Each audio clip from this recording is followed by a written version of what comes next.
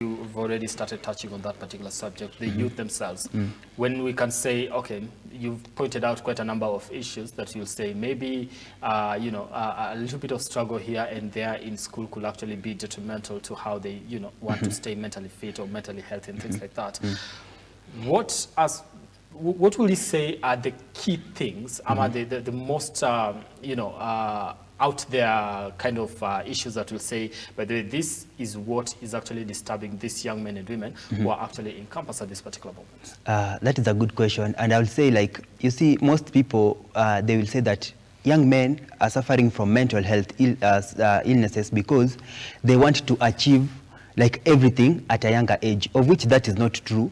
That, like, some of us are coming from poor backgrounds, and we are working so hard to make sure that we don't like our children don't live in such a background where we have tumelelewa.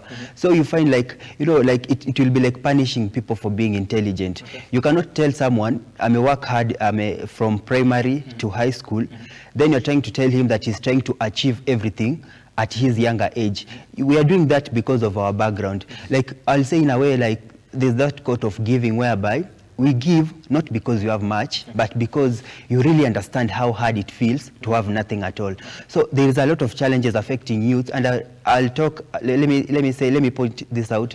Like in campus, as I stated earlier, the challenges of which most students or most comrades pass through, you find like our president wanted to scrap out or disband help loan. So this help loan really helps these comrades at a point whereby, like I said, some of us, we come from backgrounds whereby we don't receive any support from our parents.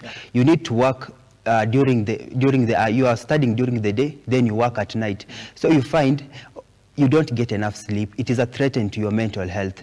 So like our president disbanding help loan, it will be a menace to these comrades' mental health. And some of us also, they will defer their studies because the situation, and then now the situation is, the standards of living are very high. The cost of living is very high because at the end of the day, this comrade needs to pay rent, needs to have something to eat, needs to pay school fees. It is a lot. We'll be exposing them to a menace of mental health. Okay, so it brings me back to the